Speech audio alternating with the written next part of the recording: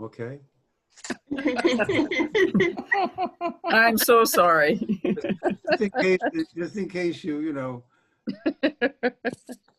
want your voice out there, but well, for instance, one of the groups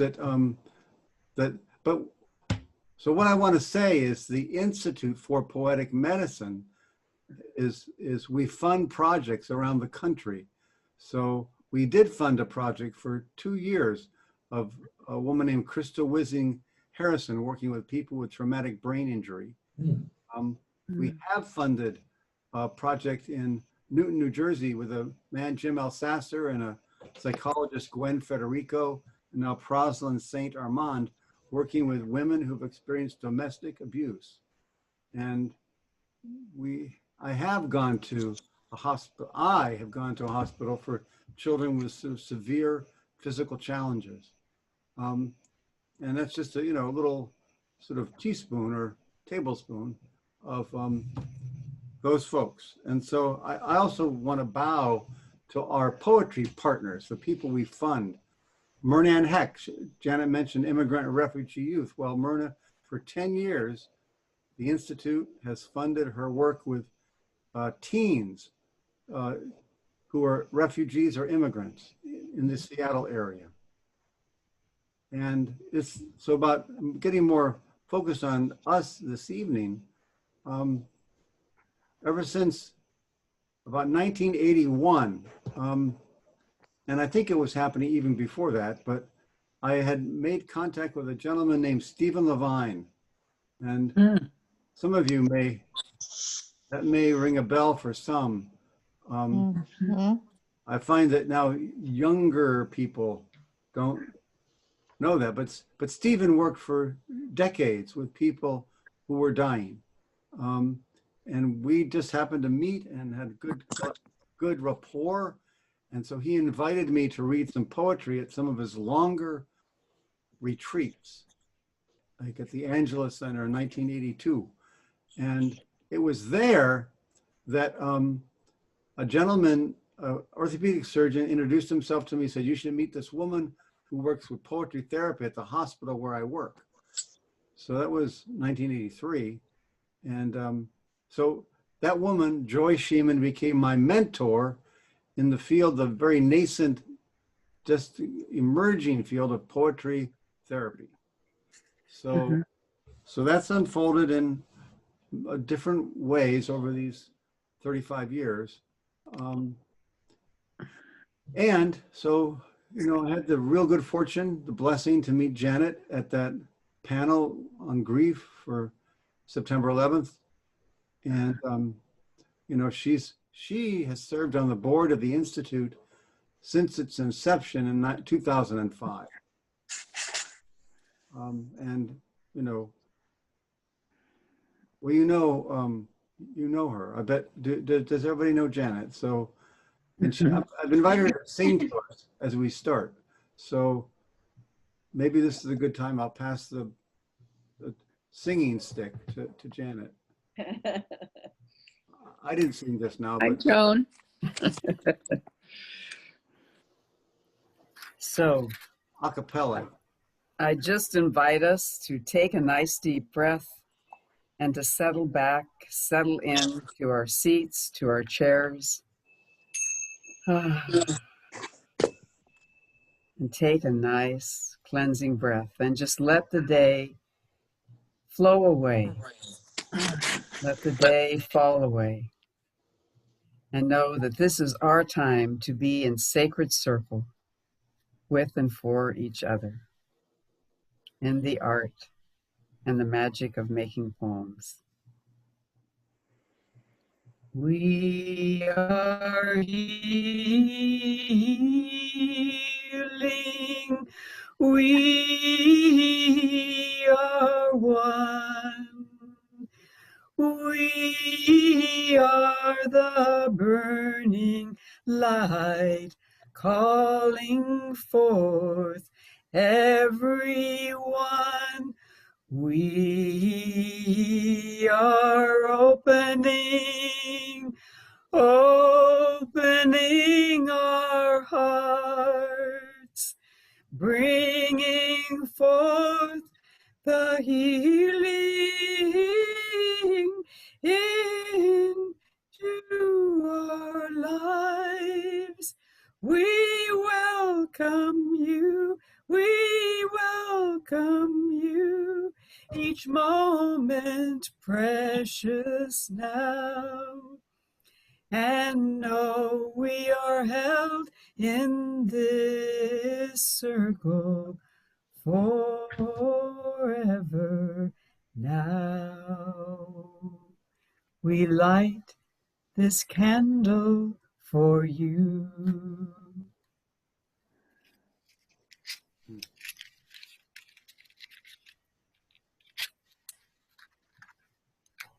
And so we have a tradition at the Institute for Poetic Medicine of lighting the candle to invite us all to the circle where all of our lights, as John has said, that are so unique and so needed right now.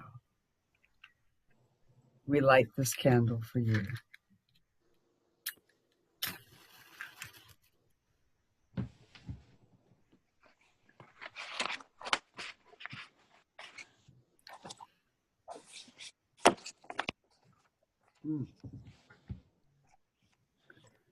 And my brother taught me how to make the little origami crane, which is become a universal symbol for hope and healing. You were very close to your brother, weren't you, Janet? Oh, yes. Ralphie was pure love. He was an angel on earth, one of the most loving beings I've ever known. So I will set it over here, but whenever you need to see it in the screen, just let me know and I'll bring it in. So I want to thank Janet for that a cappella song. I don't know if you could feel it, but as she got towards the middle of it, and as it came forward, just feel the atmosphere in my room, and I think even between us, sort of calm and settle and soften. And when I think about poetry as healer, it's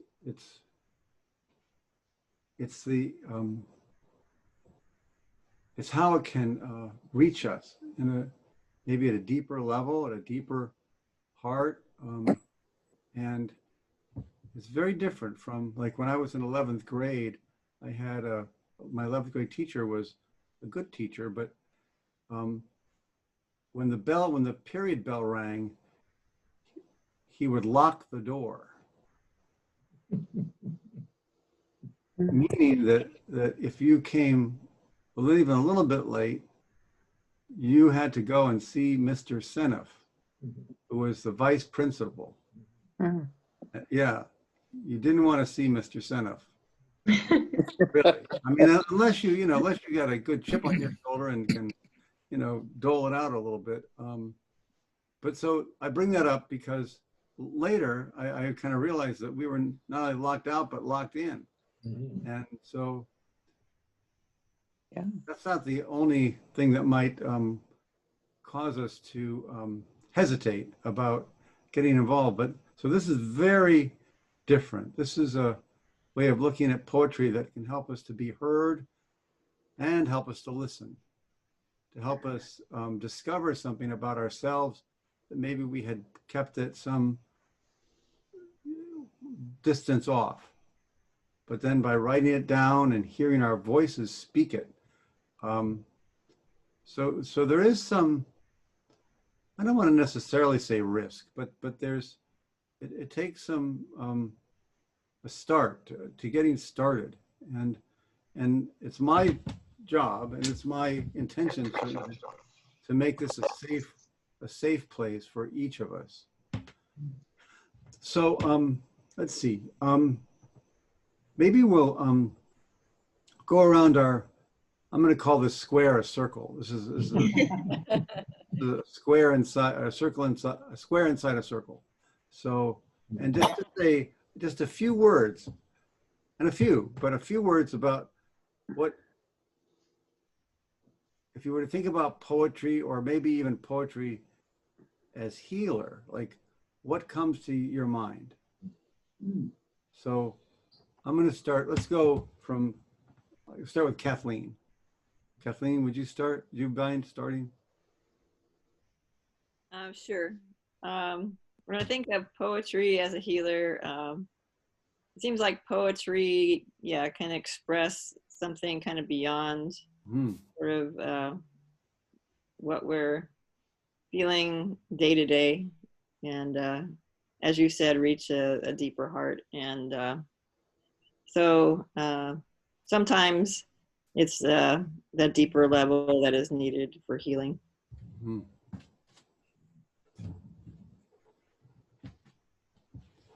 Thank you so much. Sherry, would you? And this isn't, you know, this isn't Mr. Randall's class. Like, shouldn't say his name, but you can say, well, come back to me or I'll pass or whatever. No, it's actually, this has happened at a very unique opportunity for me because I've been diagnosed with stage 4 kidney disease. And I'm actually going in to have surgery on next Wednesday for back surgery for a slip disc. And then I'll be having hip surgery to replace my right hip. Wow. So I need some healing. And my granddaughter is a poet. And I thought this would be a good way for us to connect. I'm a writer, but I write novels. So. Well, you know, one way I've described writing poems, Sherry, is where you don't have to write all the way across the page. That's a good idea. You can make your novels. You can get lines from your novels and just have some line breaks. Yes. Anyway, let's just take a moment for Sherry, who's got some significant things coming up.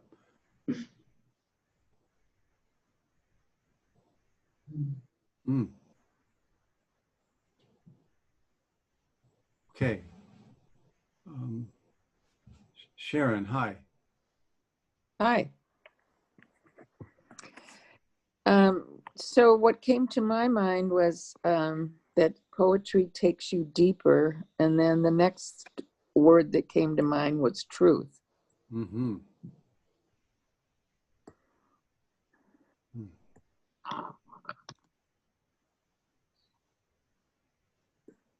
Taking oneself deeper and truth.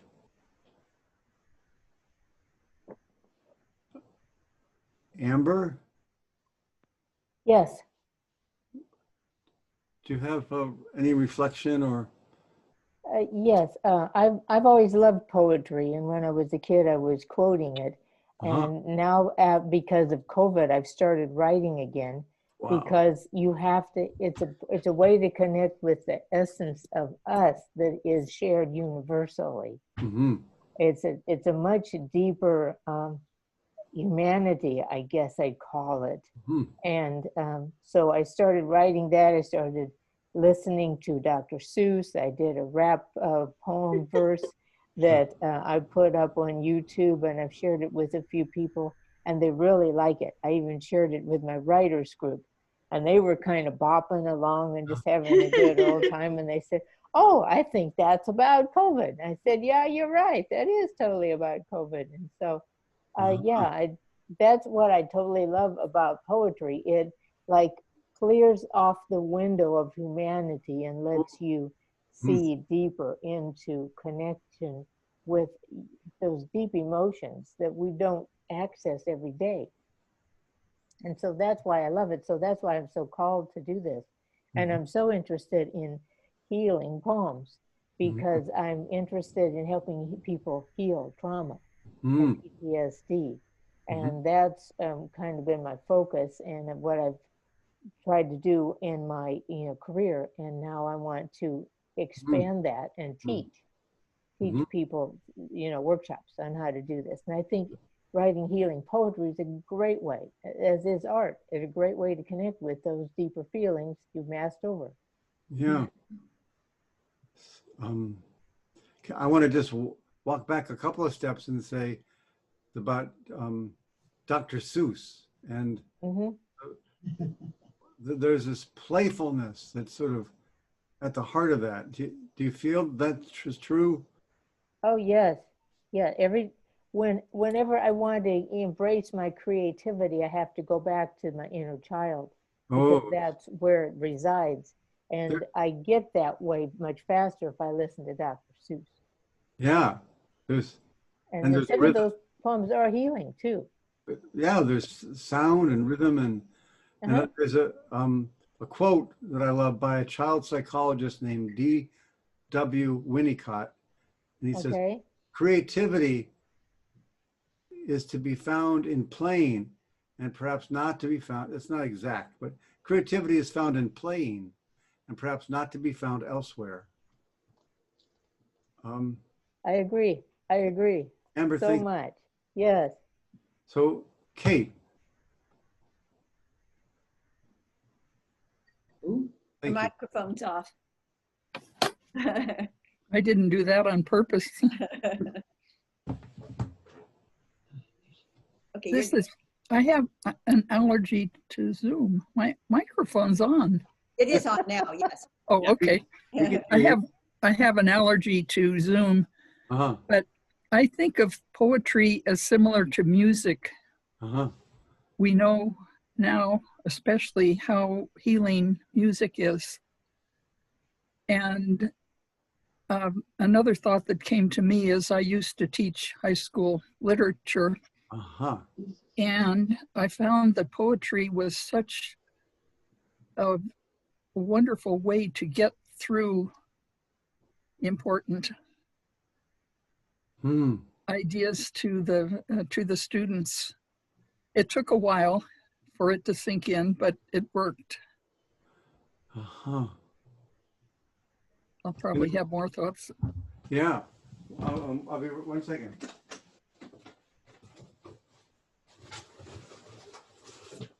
The Institute has this manual about using poetry in a healing way, but the quote we put on it is by Robert Frost. And can you see it? You can't read it. Okay, it says, we need poetry not for answers, but for a way through. Yes. Oh, it's interesting that you bring up Robert Frost, because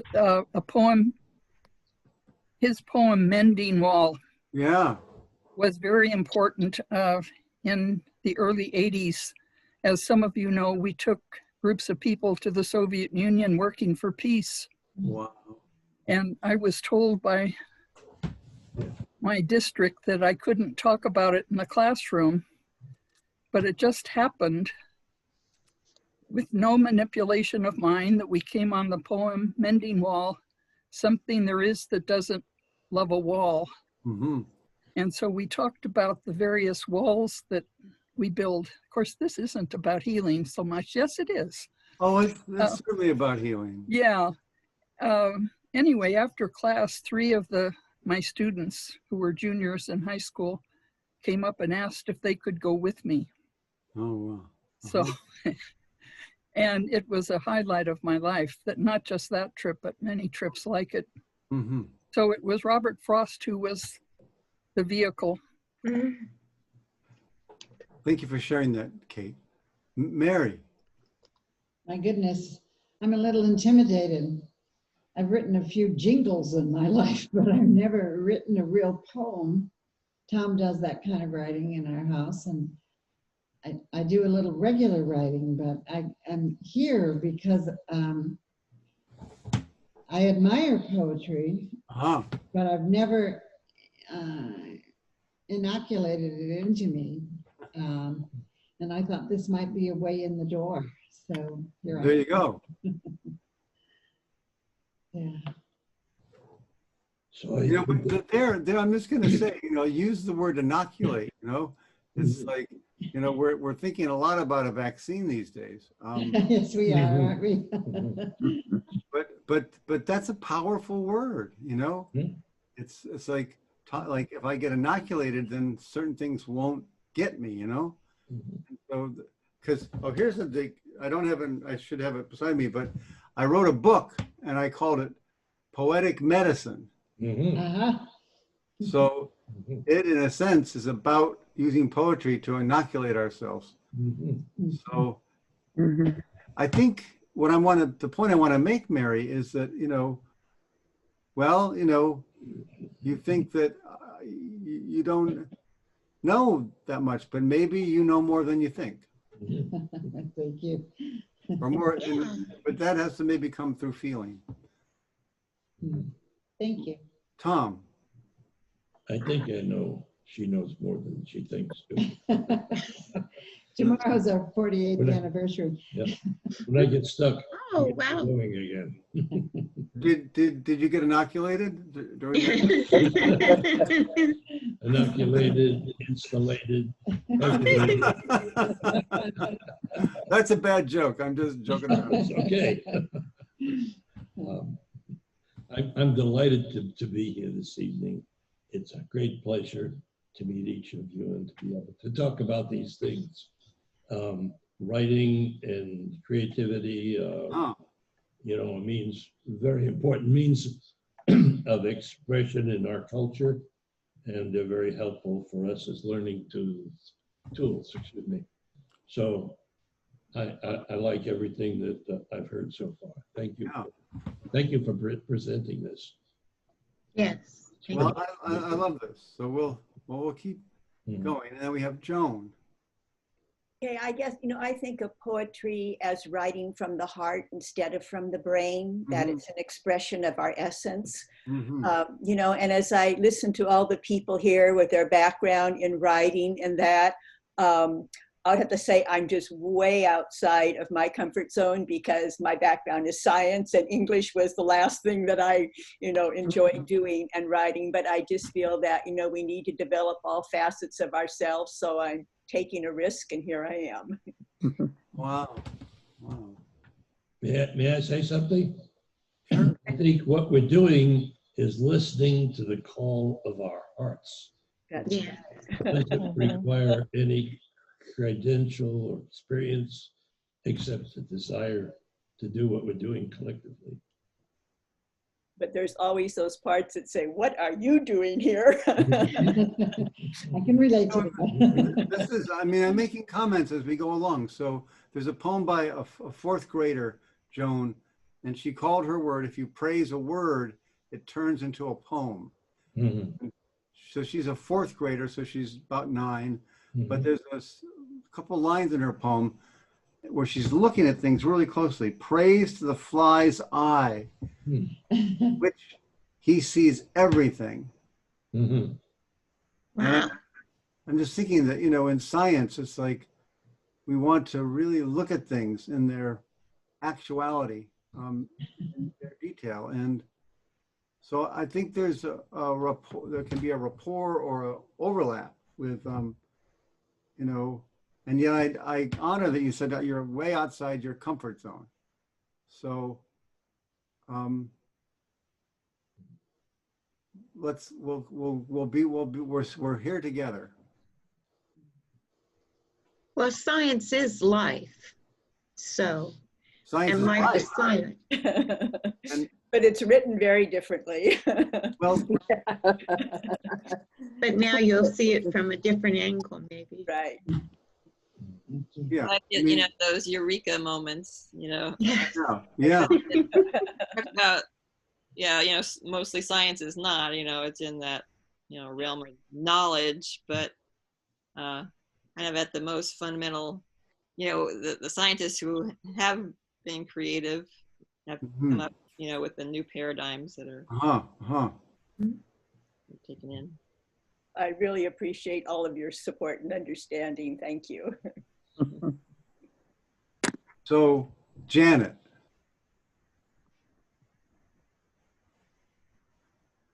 It feels like a river.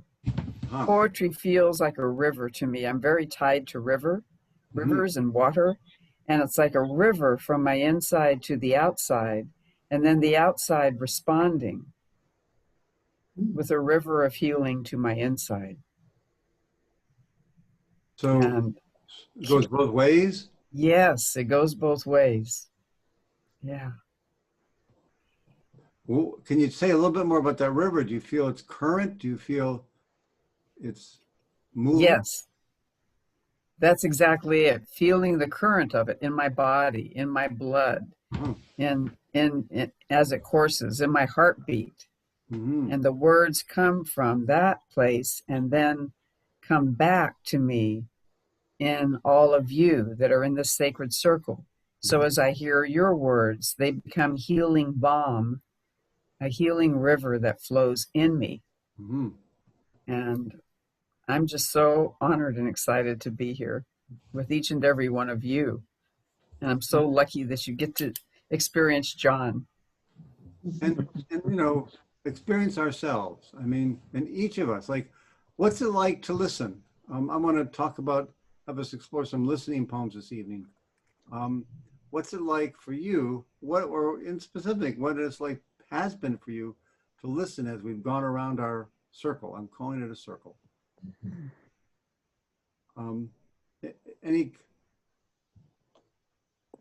I mean, were you looking at your watch, or were you, you know, or did Actually, you? I was making notes of what people were saying. Yeah. There's a lot of very interesting things that people were saying. And it seemed like poetry when you put some of it together. Read it to us. Well, not me, but some of the things that people were saying, like a deeper truth and creativity begins with play. Clears off the windows. Of humanity. Yes, yes. And not meddling. Meddling walls? Mending wall. Mending walls. Mending wall. Mending wall, yeah. Mending, yeah. Thinking, I like the writing from the heart and listening from the heart. I like that very much. Just listening to what people were saying, it sounded very poetic to me. I think that's really important. Just listening to what people were saying. I found, is there some order? Can I just? Sure, Mary, go ahead, Mary. What I was moved by, I was trying to pay very close attention. And what I was moved by is that it seemed to me that of each of you spoke of observing and connecting with the outside and not losing your own inside. It felt like each person, and maybe that's part of how you do poetry. That's kind of what I've been coming to. Well, maybe I'll learn something about it, but it's like each of you seemed to put forth that you could see what was going on, especially in this kind of tumbling time that we live in right now. But you didn't lose yourself in it. You retained yourself in your ability to comment on it and observe it while you just lost your sound, Mary. That you were still you. Yeah. As you put it out there. So this perception, this deep perception you've just, set before us is, like if you didn't really have a connection to poems or poets or what, you just say, you guys are really out there. and yet so, and this is the comment I want to make, and I want to actually move us towards doing some writing, but the book I haven't written yet, which I want to write, and it is absolutely related to what you just said, and I'll call it, I want to call it Poetry, Community, and the Flourishing Heart. Yes. Yeah. Like that. Yeah. And the flourishing, it's in the exact order I want it to come in. Poetry, community, and the flourishing heart. Wow. because I feel that too often, and this is my opinion, but too often in the community, we sort of are expected to, be like the other guy or the other woman. Whereas the most important point you just pointed out is that people do not lose themselves. And so that's what I'd like to, because I think community really important. Poetry, if it's creativity, it's really important. But the idea of not losing oneself, one's genuine, unique, original nature. So, well, here, let me get this. I'm going to share my screen. Isn't this a familiar phrase these days? I'm going to share my screen, and here we go. And so we have this booklet of poems. I thought I'd start with just a couple of quotes. This quote by Jalaluddin Rumi. He's a Persian poet, often translated by Coleman Barks with help from John Moyne. But so this is from, like the 14th century. Listen to the presences inside poems. Let them take you where they will. Follow those private hints and never leave the premises. Listen to the presences inside poems. Let them take you where they will. Follow those private hints and never leave the premises. And then this quote by Rachel Naomi Remen. Listening creates holy silence. Listening is like the rain. The rain. Would someone else read that Rachel Remen quote out loud? I will. Okay.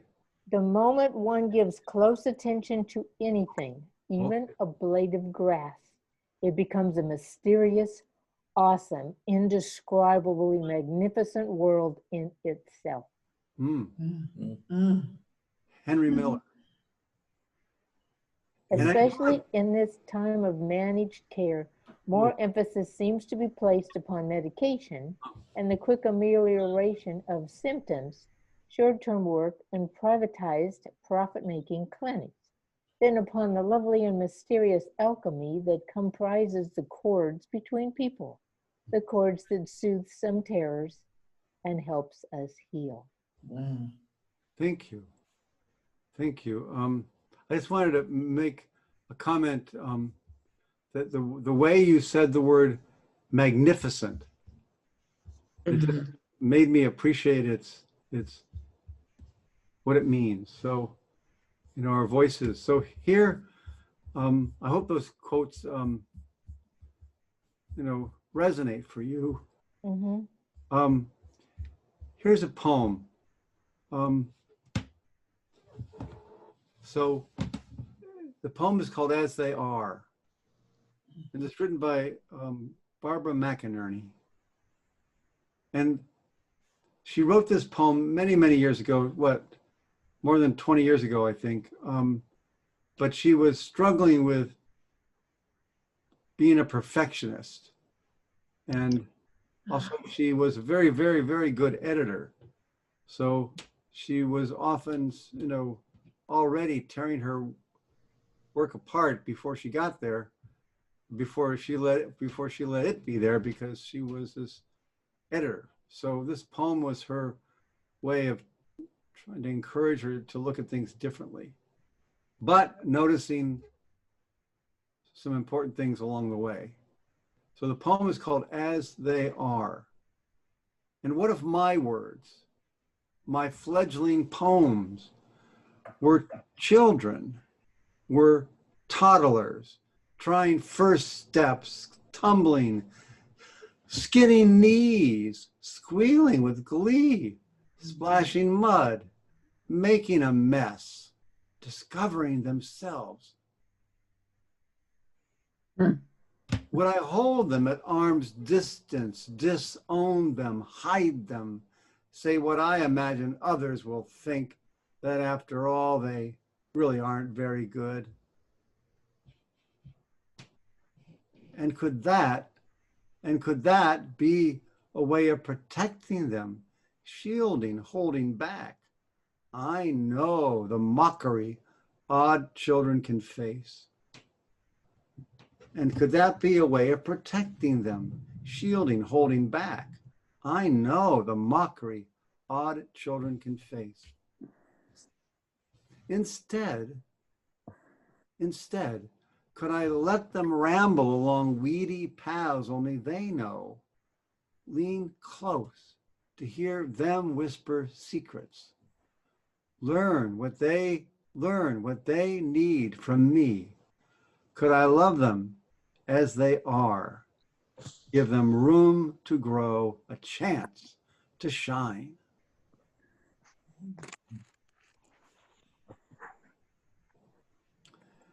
So is there a place in this poem, in Barbara's poem, that you're drawn towards, or that says, oh, I know that one? So, like that.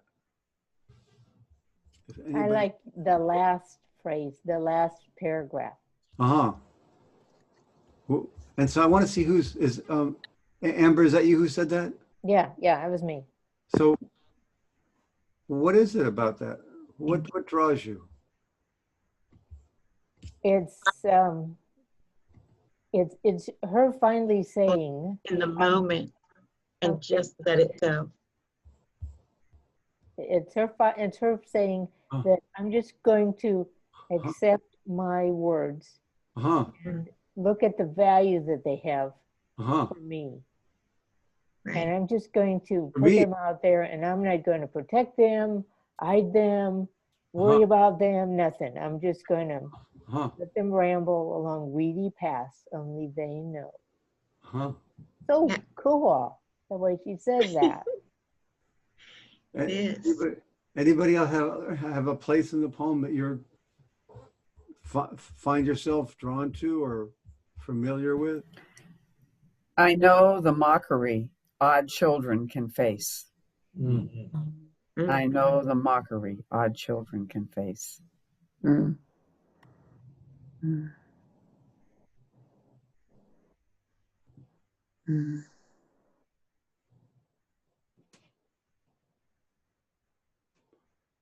Anyone else? I love the expression, could I love them as they are? Ooh. So often we want to change people and create an image of them in our own. They need to be what they need to be. Exactly. So our words could really use that too, that let them be what they need to be. That's true. How are people with Squealing with Glee, Splashing Mud, making a mess? Wouldn't it be helpful if we had like a 4-year-old with us to remind us how much fun that can be? Yes. But don't you have, none of us here weren't ever 4, all of us here were, and I don't want to be, Pollyannish. I know that, things can be rough for children. I mean, they are very often. Imagine, isn't it a relief now that, we're going to go towards a more compassionate policy, or, stop putting children in cages? Yes. I feel a great deal of relief about that. But how are you with the line "making a mess"? Joan? We're not into our rainy season yet, not quite yet. But on the days when those big puddles are in the street, we sort of splash our way to the other side. It's when the little child becomes awake and runs inside us. So did you say that's when the little child becomes awake? Yes.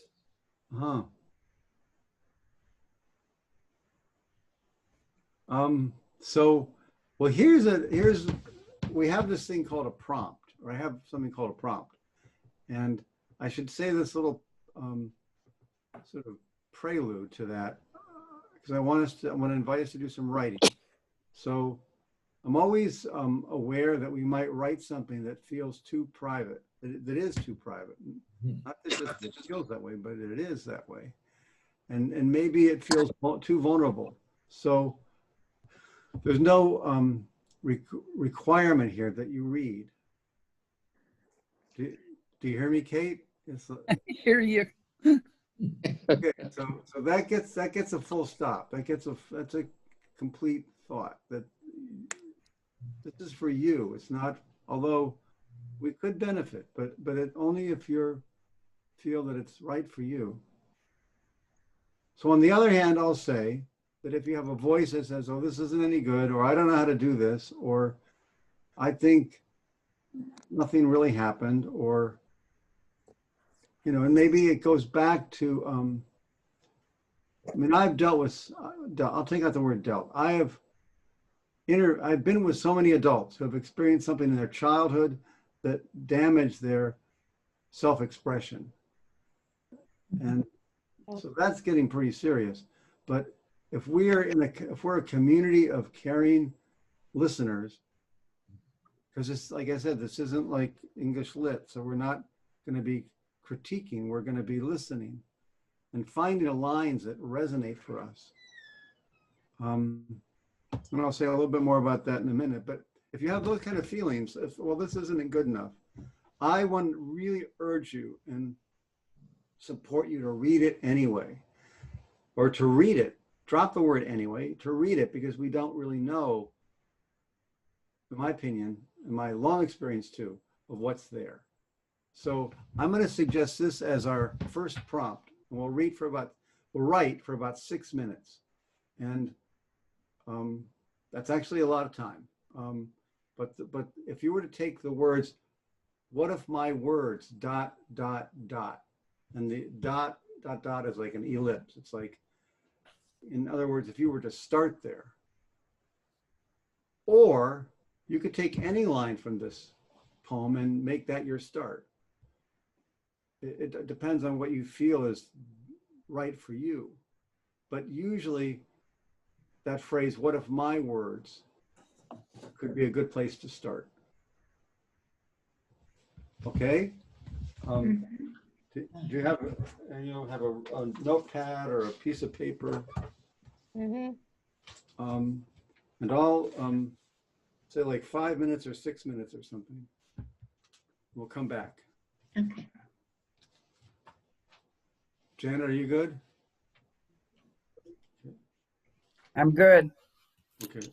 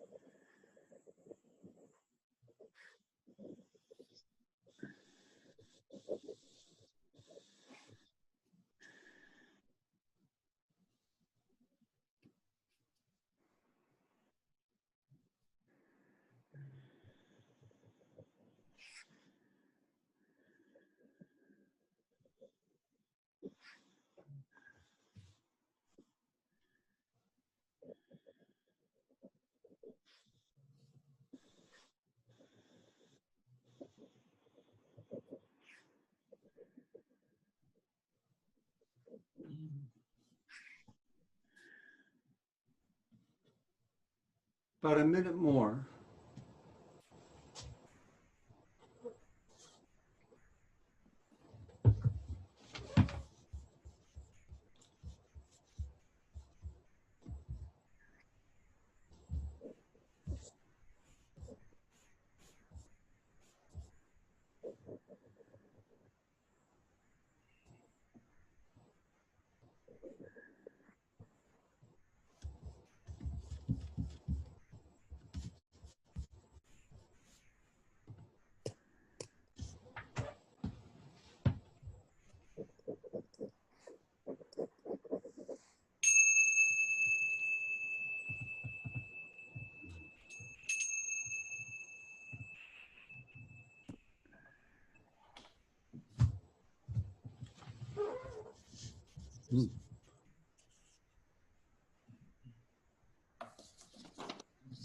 Oh, I see there's been some comments made about in the chat. I'll attend to this in a minute. So, yeah, welcome back. I'm responding to them. Okay.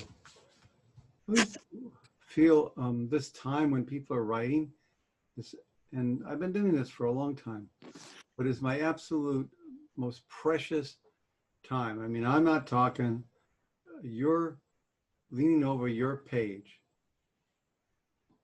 It's kind of secret right now. I mean, it is a secret, and it just feels intimate, and maybe you kind of felt, well, nothing really happened again, but let's give it a try. Let's see what's there. And so, and you'll notice I will ask people to read twice. And one of the healing, sort of as a poetry therapist, like if we can really feel that someone hears us, so, and isn't just interpreting or, you know, telling us what they think, but so when you read the first time, let's just be, if you would, like receptive and listen, and maybe the second time you begin to notice a line or a word, an image that resonates for us, and we can speak that back, mirror that back to the person who has read. Not, again, not to give them our, something like that could happen a little down the way, but where we're just letting them hear that we've heard them. I feel that from a spiritual point of view, and I do want to recognize that here I am, you know, speaking to the, you know, Center for Creative Living, Universal, you know, Church of the Master, that listening is a much more profound thing than we often give it, we often recognize it as. And I feel it's a spiritual practice, certainly has been for me. So, but anybody, and you know, I'm sort of speaking about, you know, a little bit, maybe you've written a rambunctious song, maybe, you know, you've written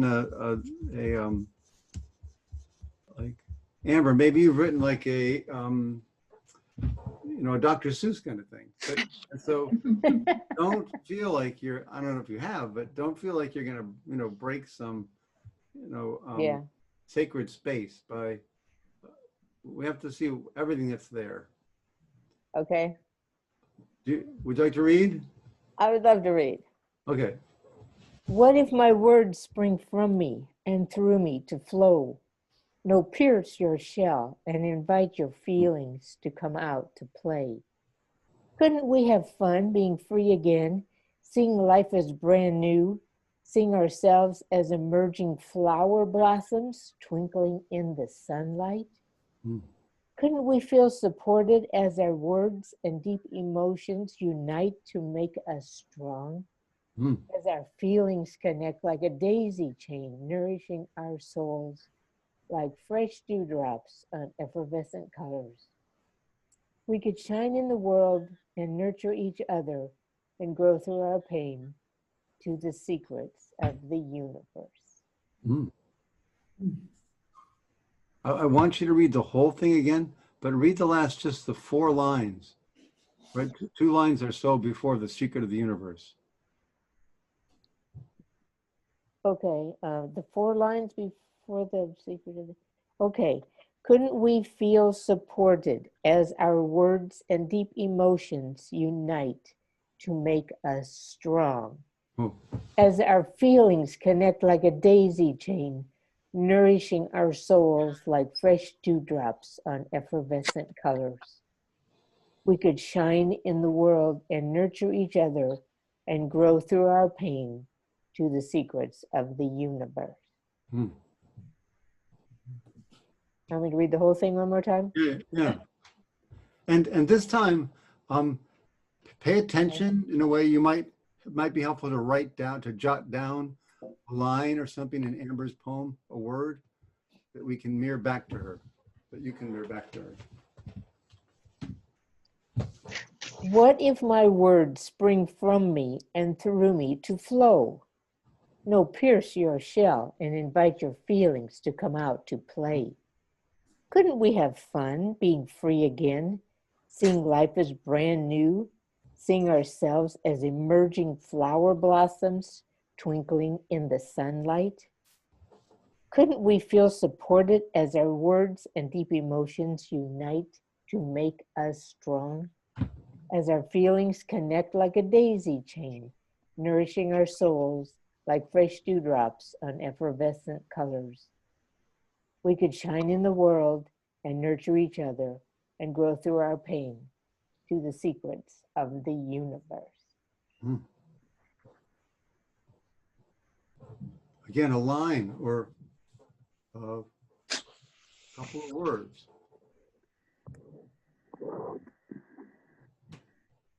I'll go first. I like the way that she brought in flowers, blossoms, feelings with blossoms. And I especially like the line, feelings connect like a daisy chain. I like that one a lot.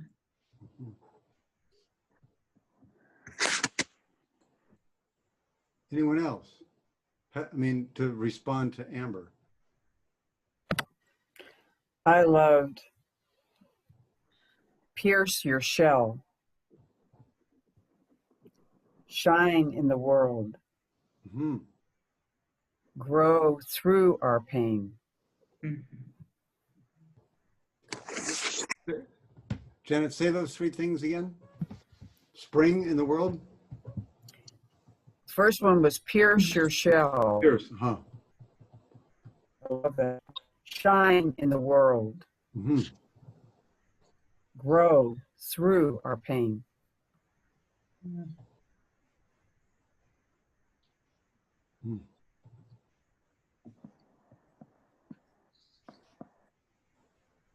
Yeah, I wrote down spring flow pierce. Spring flow.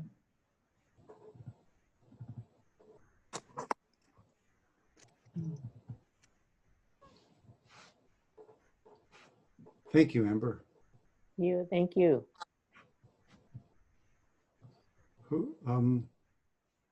Let's make a place for each of us. So,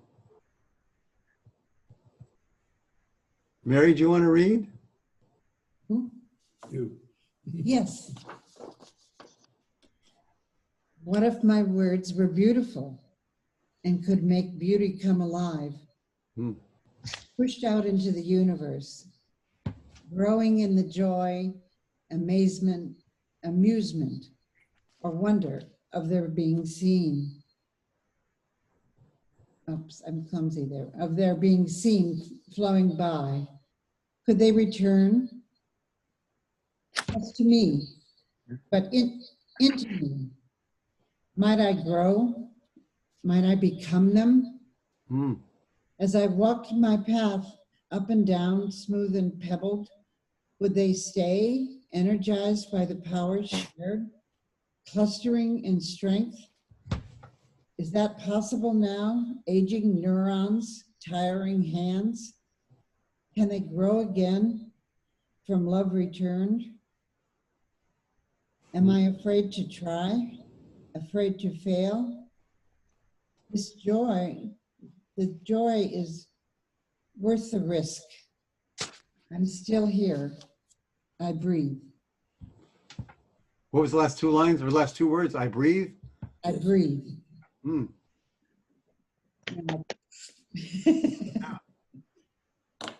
You're, Yes. I'm going to ask you, Mary, to sidle a little over close to this guy who is sitting next to you.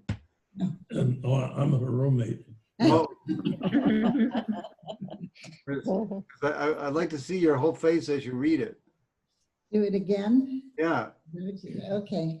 I'll Do put it again. glasses on this time. What if my words were beautiful and could make beauty come alive, pushed out into the universe, growing in the joy, amusement, or wonder of those seeing them flow by? Could they return not just to me, but into me? Might I grow and become them? As I walked my path, up and down, smooth or pebbled, would they stay energized by power shared, clustering in strength? Is that possible now? Aging neurons, tiring hands, can they grow again from love returned? Am I afraid to try? Afraid to fail? The joy is worth the risk. I'm still here. I breathe. Wow. So how are you feeling right now? Before we mirror back lines, Mary, how are you feeling? Oh, my feeling? Yeah. I feel better. I feel like a child almost, that says, oh, I can do something like this. Me. Yeah, squealing with glee, making a mess, discovering themselves. Just a line in Mary's poem that you could mirror back to her, or a place in it. I love the line, smooth or pebbled. To me, into me.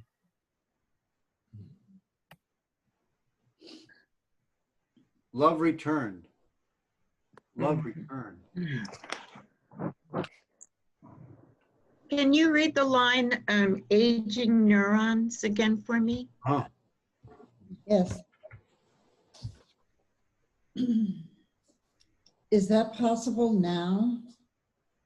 Aging neurons, tiring hands, can they grow again from love returned? I like that one very much, very much. Thank you. Mary, there's a poet, Rainer Maria Rilke, Austrian poet, wonderful writing about the human condition, but he had a statement that I love a lot. He said, you must give birth to your images. They are the future waiting to be born. Wow. You must give birth to your images. And, there's such a landscape in this piece you've written. And it has images in it that I feel and then your first few words were pushed out. What was the first line? What if my words were beautiful and could make beauty come alive? Okay, then. Pushed out into the universe. Pushed out into the universe. Growing in the joy or amusement or wonder of those seeing them flow by. Growing, pushed out, growing. Maybe that's why this quote is coming to my mind, because it feels like giving birth. But you have to decide if that resonates. 80 next year, sweet, but I feel like a child would feel, I think, if you you wrote this. Stay there. Oh, they like it. Who would like to read? Anyone else who'd like to read? I'll read. Okay, Sharon. Yeah, I crossed off and I ended up with a very short one, but what if my words could make a difference? Words are powerful seeds of change. Pay attention to your words. You are responsible for the seeds you plant. Ooh, Boom. powerful. Is Oh, right. wow. It's powerful. Exactly. How many lines, Sharon? Is it about 6 lines? Or Yeah, about four lines. four lines. 4 lines. So powerful. Mm-hmm. So, Very. certainly Yeah. one of poetry's gifts is it can be so condensed. Yes, you said a great deal with an economy of language. So again, would you read this and take a breath before you read? What if my words could make a difference? Words are powerful seeds of change. Pay attention to your words. You are responsible for the seeds you plant. A line from Sharon's poem, or also to identify a feeling. If you can identify not a long thought, but a feeling that the poem evokes for you. It feels to me like an invocation. Yeah. It feels like a guidepost for life, but that's because I always have my words out there before I have the seeds planted. Oh, the feeling I have too is that it's fierce. Yes. It's like, this matters. I mean, your word matters. Yes. It does. And it's really a personal thing, because when I get angry, I just sometimes want to say things, and that's like planting a seed that you're responsible for it. And so it's just a reminder that it makes a difference. Sharon, I really thought that your poem would be very good for Donald Trump right now. Feel it? Okay, when I talk to him tonight, I'll read it. Yeah, okay? That's a good idea. Yeah. Yeah, and I see it as an invitation to make a difference. Yeah. And I agree with Joan. I think that's what I meant by invocation. It's like invoking all of us, to do it, to step up. Yeah.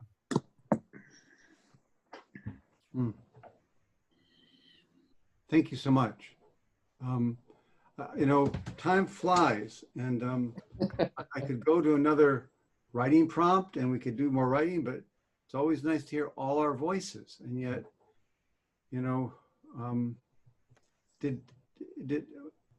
so Amber just stepped away for a minute, right? She's okay. Kate, can I say hello to you? Come on, Kate. That's a little not quite manipulative, but it's mine's a little bit cynical after what I said at the beginning. I mentioned my 90-year-old brain where words don't come. But anyway, that was one thought. But what came up was, what if my words do not surface from the cluttered reservoir of my mind until it is safe for them to appear without an audience to critique them? For sure. That's it. Great, Kate. In a way, they're like good bookends between you and Sharon. Yes. Did you hear that, Kate? We're bookends. I heard that. Some of Emily Dickinson's poems were very short, Exactly. Yes, exactly. Also. Thank you. Thank you. In fact, there's an Emily Dickinson poem in your handout here. Let's see. Where'd it go? I think maybe it's another one. I think it's another one. Sorry. So Kate, read that to us again, because we need to hear it. Really? And you know, I want to take it, you know, I'm glad for your good feeling, your conviviality, but I want to take it seriously too. Your microphone's off. Turn it off.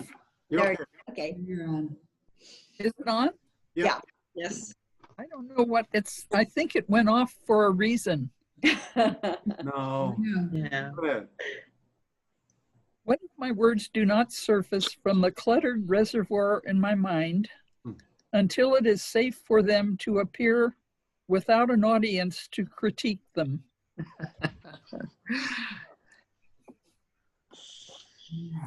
You and I have a lot in common. So a word or a line or an image from Kate's poem, from the clutter, Yeah. Mhm. the reservoir. Cluttered reservoir. Talk to me, Kate, a little bit about a reservoir for you. What is a reservoir? You know, as we age, our minds get more and more filled up. That's my excuse for them not coming when I want them to. But That's yes, but you give us some really clear communication about safety and about, you know, that. Oh yeah. That it's not that they don't show up, but it's like they want that safe environment. Mhm. This I hadn't environment thought is about safe. What's that? I said, and this is a safe environment though, but they still don't want to come. Well, yeah. Well, I would offer that they have come Yeah. and given us the voice to say that we need safety. And also a voice that says, I want to say this in the right way, but that for an elder person, I mean, you know, 90 is not, you know, it's like, here you are. And I feel that we live in a culture. This is, of course, speaking generally, and I'm not talking about us here, but we live in such a fast-paced culture that to be able to slow down and let, you know, that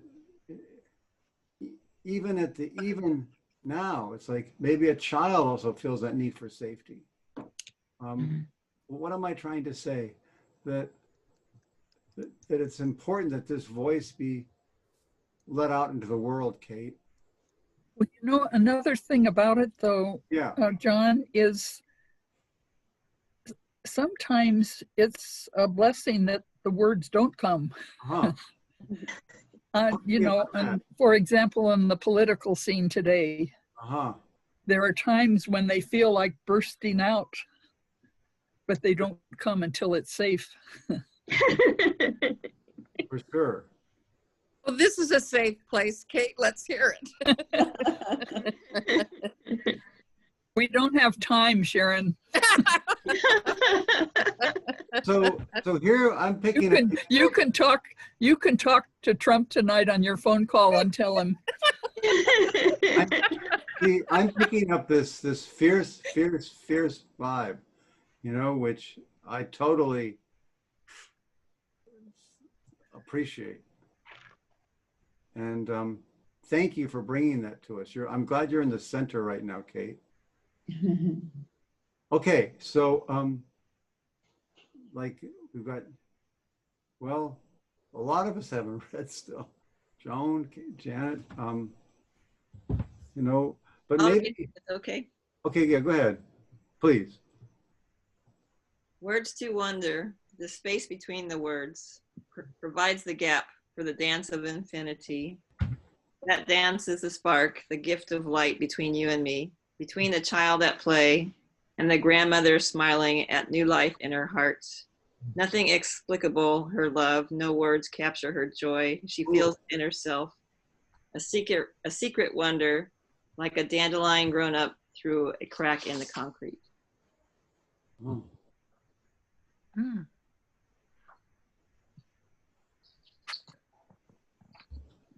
Again, and Please. take your time. Mhm. Thank you. Words to wonder. The space between the words provides the gap for the dance of infinity. That dance is the spark, the gift of light between you and me, between the child at play and the grandmother smiling at new life in her heart. Nothing explicable, her love, no words capture her joy. She feels it in herself, a secret wonder, like a dandelion grown up through a crack in the concrete. It was much, yes, it was much better. This, Very nice. I grukked it more this time. It was more. Ooh, I'm sorry, who's saying that? Mary. Mary, nothing explicable. Mhm. And the grandmother's heart. Yes. Yeah, feeling something. How does it go, Kathleen? The grandmother's heart feeling newness? No. How does that line go? Read that. And the grandmother smiling at new life in her heart. Nothing explicable, her love. No words capture her joy. She feels it in herself, a secret wonder, like a dandelion grown up to a crack in the concrete. Uh-huh. See, I think that so explains often what a grandmother thinks when she looks at the one removed child, the child of her child, and it just Yes. your heart blossom inside that Mhm. you got it. Mhm. And the joy. Kathleen, do you feel a connection to this poem? What does it sort of evoke for you in your life? Or what was its, how did it begin for you? You know, it was kind of just sort of playing, you know, with the idea of the words and you know, the innocence of the child and childhood. Mm-hmm. And so it was just kind of like a traveling for me through the ideas, you know, Huh. but also just, you know, where words go and where words don't go, you know, Uh-huh. kind of a contemplation of that too. Yeah. Love that word, inexplicable. It's like, it's not that you're lost words or that you can't find them, or it's like there's just no words for it.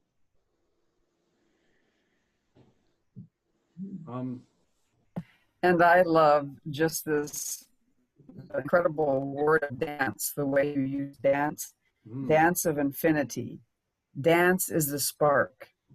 Mhm. It's like, again, this poem feels like an invitation, like an outstretched hand. Kathleen, do you like to dance? Oh, I do like to dance. Huh. I don't think I've danced in a while, but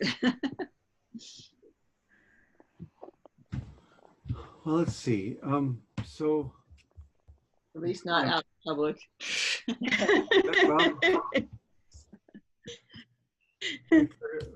for a grandmother. So let's see. Can you see these poems again? Uh-huh. Okay. Well, that we can read that one, but let's see. Okay, I wanted to give you a poem that really has a sense of its healing nature. So this is a poem I wrote when I was 18 or 19, between those two ages. I had a significant, serious medical problem with my leg that required lots of surgeries, a lot of hospital visits. And eventually, when I was 18, it was amputated because they just couldn't keep it together. So that was a pretty intense, not pretty, that was an intense time.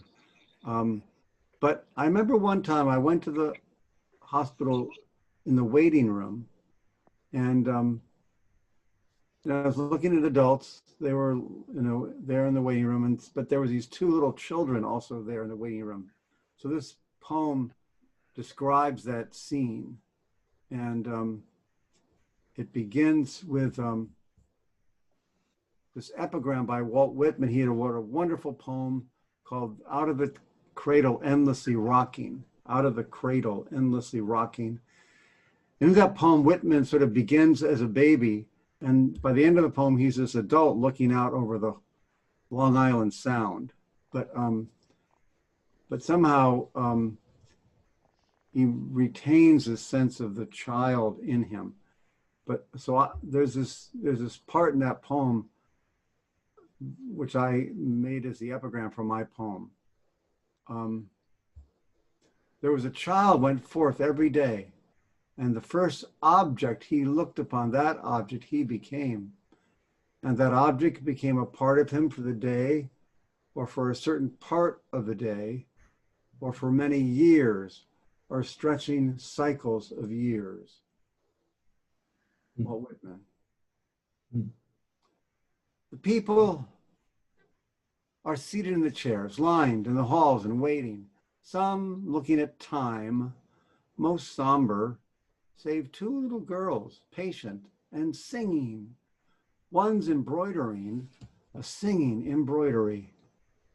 Waiting for nothing, skipping along past the people, past office partitions that are not there for these little children, so much like garden walkers. Whitman, I go forth, yet shall I become pictures of my bones? X-rayed through this dense sea, this film shows me the heavy anchor that I seem to be. This goes deepest. Behind the picture is light.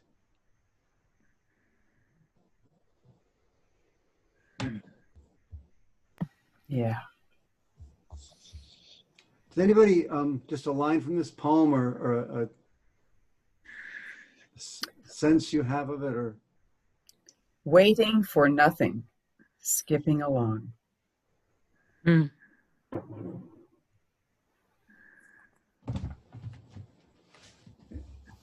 Anything else? I mean, I really identify with the line, X-rayed through this dense sea. This film shows me the heavy anchor that I seem to be. That really hits home with me now.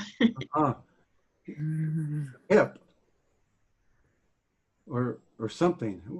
Why is it hitting home? Well, I've recently had an MRI and a bone density scan and X-rays before that. It just seems like I keep going through all these different procedures. And right now my health is a very heavy anchor. Prevents me from doing a lot of things. So, yeah, I mean, I'm not comparing situations, but it was very difficult to walk. Yeah. So does anybody like the lines about, well, Janet, you talked about skipping along past office partitions.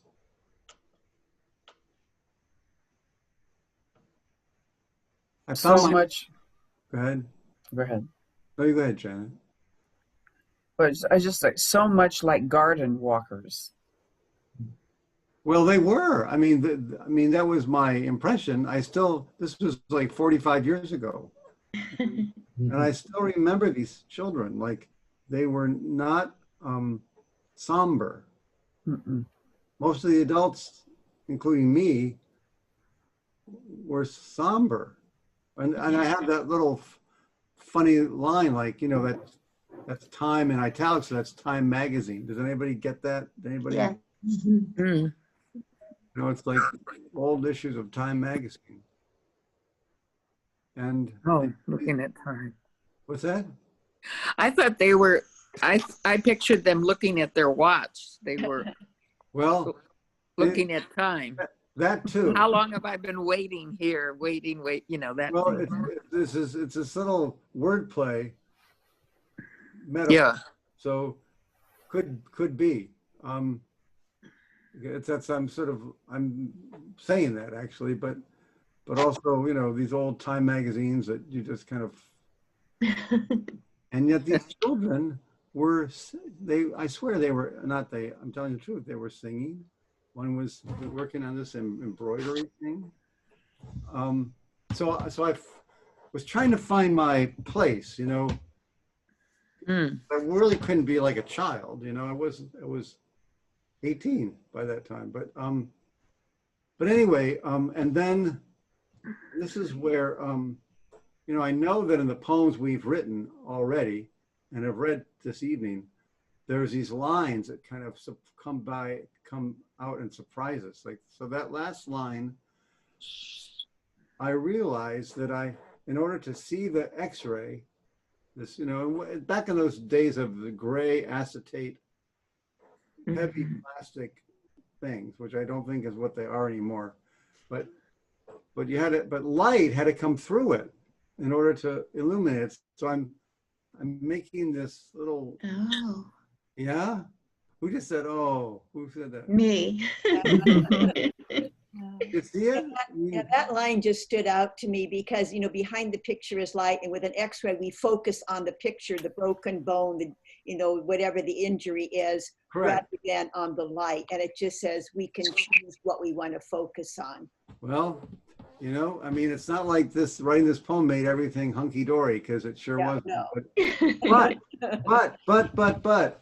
it reminded me of, you know, what's really going on. I mean, I had to go through this journey, but the poem never let me forget that there's this other reality. Yes. Anyway, you know, I love reading poems, and so that epigram by Whitman seems to me to fit, you know. Yeah. When I go forth. So, you know, bless those two little children, you know, those who are singing and embroidering. Let's see. So here's a poem, and we can do a writing piece. So this is a poem written by a dear friend, Leanne Mercer. You see it says RN. Well, she was a nurse, but she was also, like me, a CPT, certified poetry therapist. And so she wrote this, and she worked in she was a psychiatric nurse. And so she worked in this place on the psychiatric ward, and she wrote this poem called Benediction. And she consciously used Spanish to, how would I say that? Who could say that better than I, if you can? Janet? Okay. Okay, Benediction. In room 28, the old woman perches on her bed with stiff with fear.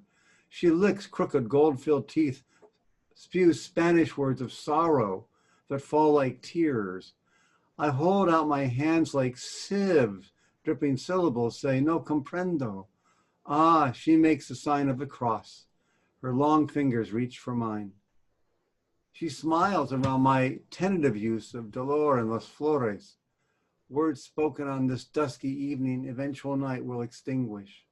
She enriches me, reveals me to myself, growing in a dawn garden where zinnias reach for the sun with Maharaji arms, where clicking beetles make music far sweeter than excuses of language blooming and fading in our hands.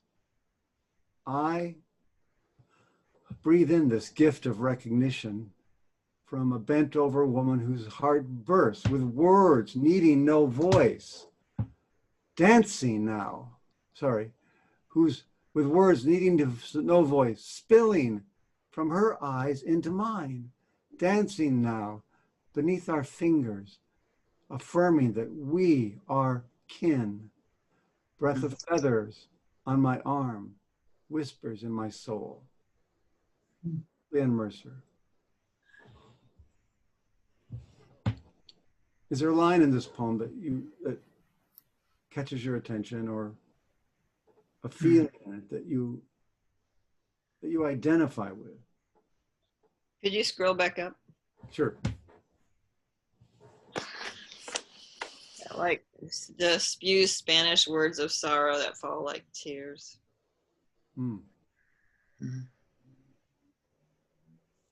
She smiles around my tentative use of dolor en las flores. I love that she smiles around. It's almost like encasing that attempt at communication with such beauty. And yet, you know, there's a language difficulty here, but it doesn't seem to,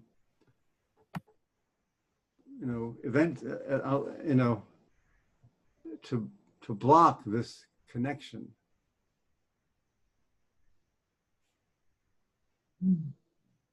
I breathe in this gift of recognition from a bent over woman whose heart bursts with words needing no voice. We've talked about that this evening. Spilling from her heart eyes into mine. Maybe let's read it together, and then we're going to do a writing piece. And I know it's getting to be time, but let's see. Kate, would you read the first stanza? Let's see. I got to remember people's names. Where did your names go? They should be right there, John. Well, I know it should be, but it's just scroll over the picture. I'm trying. I did that. To a poet graveyard.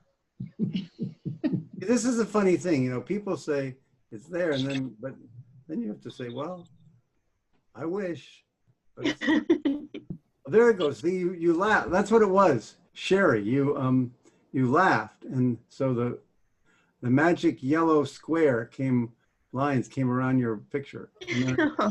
So Sherry, read the second, and Sharon, read the third. You know, I'm sorry. I'm on my phone. I couldn't get it on my computer. I cannot see it. It's so fine. Okay. Sorry. Amber, would you read the third? Amber, would you read the third? Yes, I'll read the third one. Third stanza. Okay. Okay. I'll read the title. Benediction.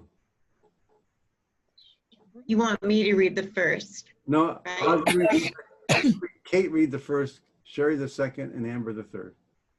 Okay. In room 28, an old woman perches on her bed, stiff with fear. She licks crooked, gold-filled teeth, spews Spanish words of sorrow that fall like tears. I hold out my hands, like sieves dripping syllables. Say, no comprendo. Ah, she makes the sign of the cross. Her long fingers reach for mine. She smiles around my tentative use of dolor and las flores. Words spoken on this dusty evening, eventual night will extinguish. She enriches me. She reveals me to myself, growing in a dawn garden where zinnias reach for the sun with mariachi arms, where clicking beetles make music far sweeter than excuses of language blooming, then fading in our hands. I breathe in this gift of recognition from a bent-over woman whose heart bursts with words needing no voice, spilling from her eyes into mine, dancing now beneath our fingers, affirming that we are kin. Breath of feathers on my arm, whispers in my soul.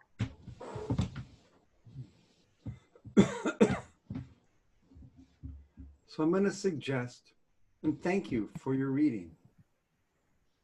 I love the human voice, and I love I love all voices, but thank you for the attention you brought to this poem.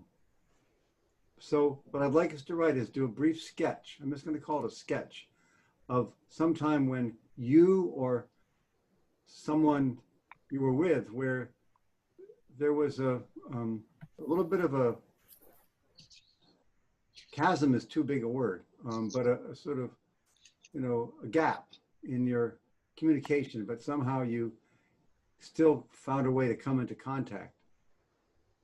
Or not to be naive, like maybe there was a time when you couldn't. That could reveal so much too. But I'll lean us towards the idea of being with someone with whom there was difficulty in communication, but then you made your way. Does that make sense? Mm-hmm. So I know our time is short, but let's take 5 minutes and at least get started. We may go just a little bit over.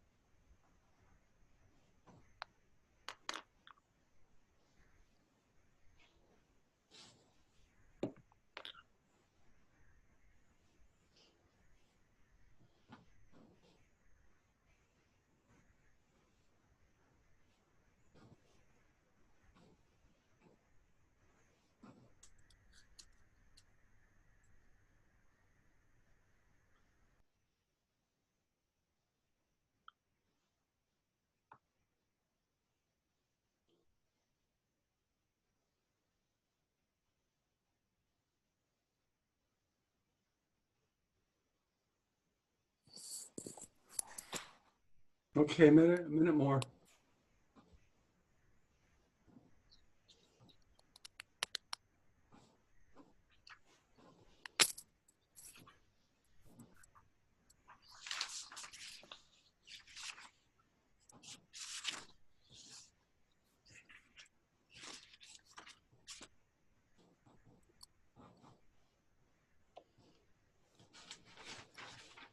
There we go.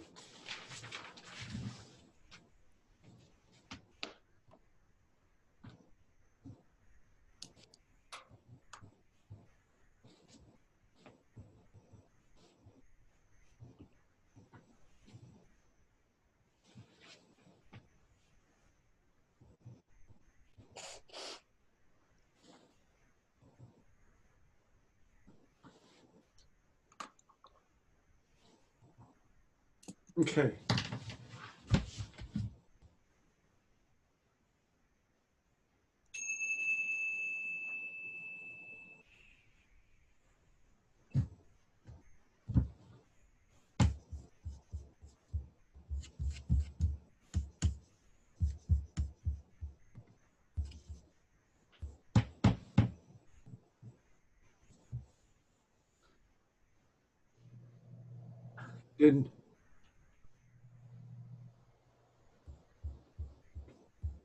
Did Mary go and did they go away?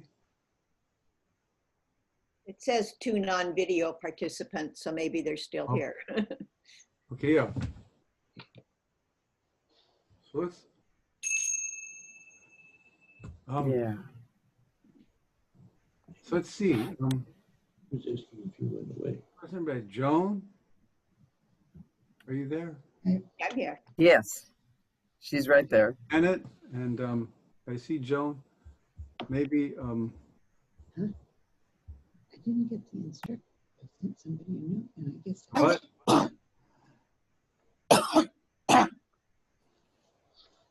Joan, would you like to read? You know, I'm going to pass on this one, but thank you. Okay. Okay. So I'm just wondering who this is Sharon? Mary and Tom aren't here. What's that? I said Mary and Tom aren't here. I know. I wonder, did they leave? I don't know the thing. It's okay. I'll fix it right now. I can still hear their voices, so I think they're still there. They're there. There they are. The step kind of skew on us here. Okay, so Technologically impaired. who would like to read? I know Janet hasn't read. Joan wants to pass.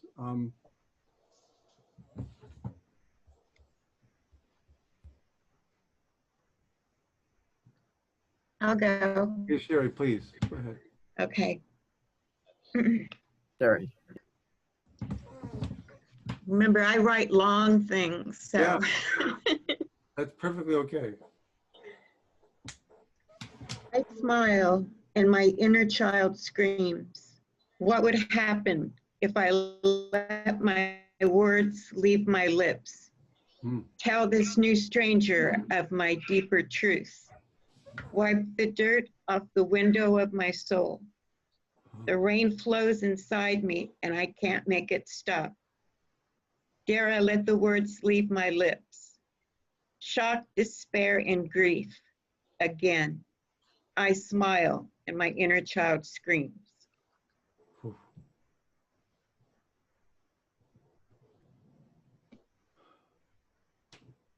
Wow. I was talking about myself and my psychiatrist, as a psychiatrist that I was saying. So. Yeah. Could you speak it to us again? Say it. Okay. I smile and my inner child screams. What would happen if I let my words leave my lips? Tell this new stranger of my deeper truths. Wipe the dirt off the window of my soul. The rain flows inside me and I can't make it stop. Dare I let the words leave my lips? Shock, despair, and grief again. I smile and my inner child screams.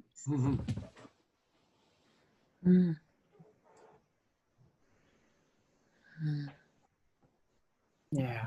We have such a short time, and yet that poem has such a, who said it earlier? I think it was Sharon, about truth. Yes. Mm-hmm. Is that right?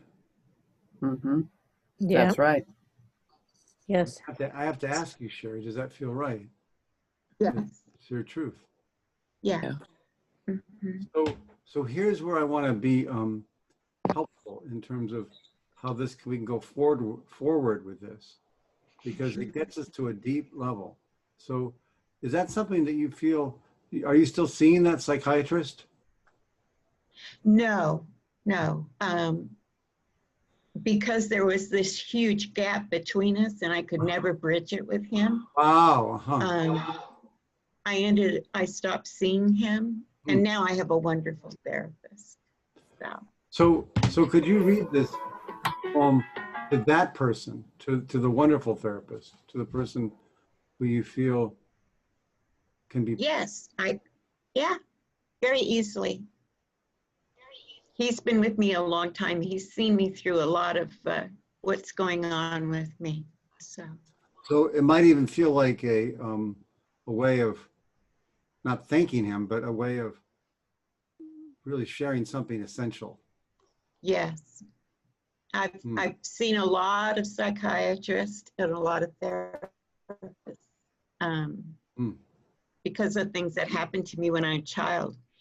And he's actually the first one that I've felt a connection with. Wow. And he actually allows me to talk. Whereas a lot of them, they want you to say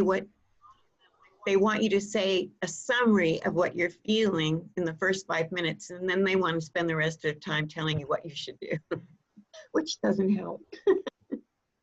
So, yeah. Thank you for reading that. You're welcome. And I hope you will get to, because these poems have immense sort of messages for us. Yes. Does it feel like that poem really speaks for you? And oh yes, very much. Yeah. Very much. I didn't notice that you wrote long. Okay, so again, this time thing. Who hasn't read? Who'd like to? Tom hasn't read. I know Tom hasn't read. I'm wanting Tom to come forward if he wants to himself. Sure. Want me to read what you just had asked? Yeah, those if you want. Yeah. Okay. Yeah, I need my glasses for a second. I'm putting my glasses on. Okay. Okay.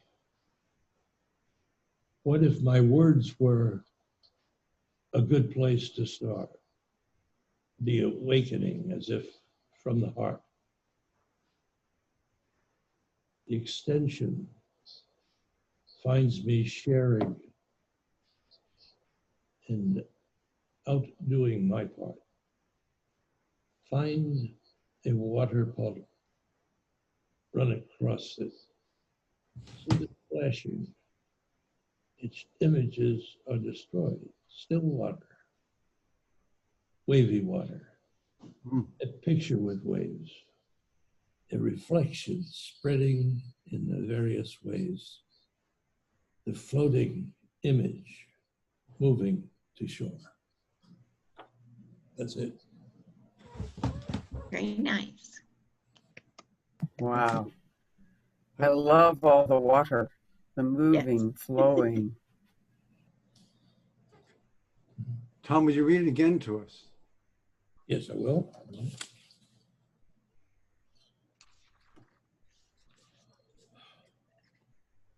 What if my words were a good place to share?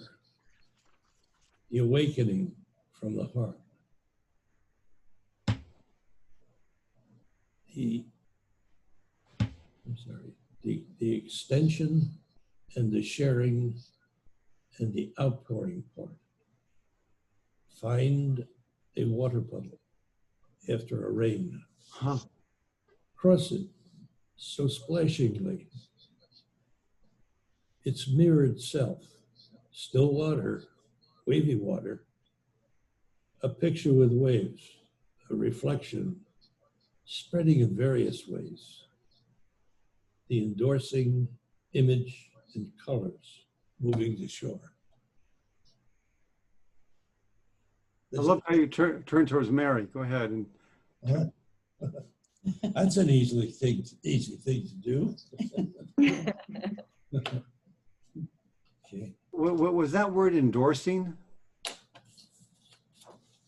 Where are we? Which word?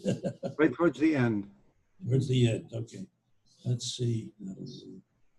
Still water, wavy water, a picture with waves, a reflection spreading in various ways, with floating images moving to shore.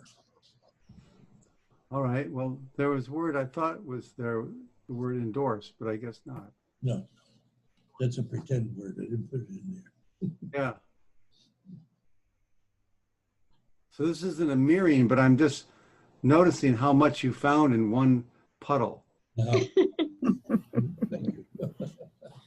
I mean, we kind of chuckle, but it's like, wow. I like puddles. Mm-hmm.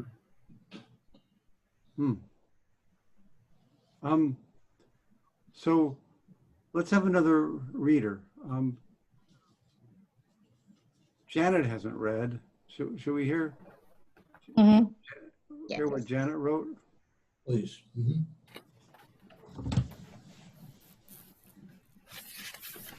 Well, it's pretty scattered. Yeah. Mhm. Benediction. When I reach across against my survival cells to your scowled gaze and ask, what's the roughest right now? What holds your heart to the fire?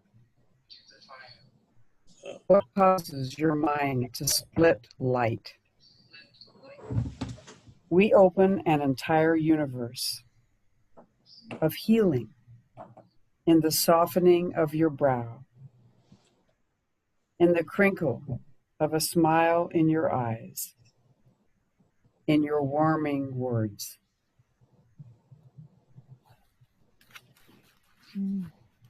How did you describe that?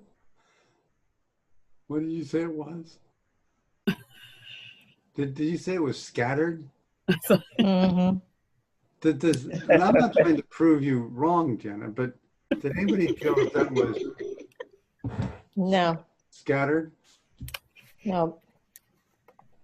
See, and I'm just going to use you as my example, if you don't mind. We tend to have this idea that this is scattered, or this is blank, or this is, but until it's read out loud, I would suggest that we don't really know. You know, it could have turned out that, you know, one moment she was talking about the Rockies and the next moment she was talking about, you know, the Ireland or something. And then maybe that was be scattered, but could you read this poem again to us and let it sort of unfold? You feel how this poem unfolds for Janet, I think, and for us. When I reach across against my survival cells to your scowled gaze and ask, what's the roughest right now? What holds your heart to the fire? What causes your mind to split light? We open an entire universe of healing in the softening of your brow, in the crinkle of a smile in your eyes, in your warming words.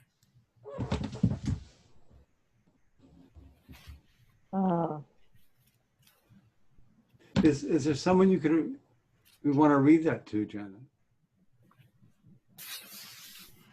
Yes, there's a couple of firefighters that I've worked with that have first, met me with that kind of scowly. And there's one who at the end was warming my frozen heart with his kind words. So this is a little suggestion, could you read that to that? I sure can. You sure can. And will you report back? Yes, I will report back. You really feel that it's about like that shift, the transformation, the warmth from like that scowling to a warmth, and really well expressed. Far from being scattered, Janet, it sort of the scowl and what's the last line, or about the warming words. But the warming words, but then your scowl relaxes or something. Mm-hmm. The softening of your brow. The softening of your brow. And the crinkle of a smile in your eyes. Ooh. So how do you feel now? Do you feel it scattered, or do you feel and be honest, but no, it really helped reading it aloud. You're absolutely right. Yeah. And having all of you bear witness to it gave it a great deal of power. It's beautiful. It is. So this is about, poetry, creativity, and the practice of mindfulness. And although we didn't sort of, point, well, there's mindfulness happening, there's creativity, and there's poetry, I feel like in its essence, all those three are quite woven together. So before we go, anything that I'll read mine. Can I read mine? I'll do it. I shouldn't say this, but he had a trach hole in his throat. He refused to talk because he had to hold the hole. No big deal made, but the bridge was definitely out. You see, he was my hospital roommate, and I decided to make this a little project. Not a big event, but rather a way of seeing that said, let's have some fun. So I ordered a pepperoni pizza from DeBello's. The guy delivering it had to break in to the pediatric ward. Right there you got serious fun afoot. And then, what? Oh boy. And then since something was going down, and since this is midnight going down, I turned on the TV, and there was my first poetry and music therapist, Little Richard, standing on the piano bench and shouting for Molly. And oh boy, who could stop us from talking? Something like that. That's cute. Very nice. John, I would invite you to just read that again. Oh yeah? Yes. Okay, so he had a trach hole in his throat. He refused to talk because he had to block the hole. So he had breath to talk. No big deal made, but the bridge was definitely out. You see, he was my hospital roommate, and I decided to make this a little project. Not like it was a big deal, but rather a way of seeing that said, let's have some fun. So I ordered a pepperoni pizza from DeBello's. The guy delivering it had to break into the pediatric ward. Right there, you get serious fun is afoot.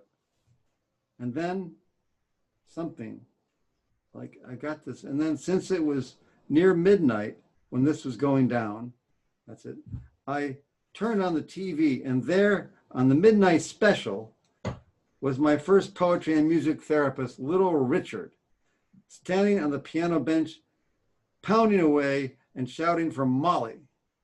And oh, Good golly. there you go. Who could something us from talking? So then the nurses came in the next day. A nurse came in the next day, and she said, "How did you get him talking? He has come here many, many times. He has never said a word to us." So, pizza. And little Richard. And little Richard. And good golly, Miss Molly, too. Yes. Molly. Anyway, so I hope this has been, you know, both useful and giving you some inspiration. I'm certainly glad to have shared this time with you.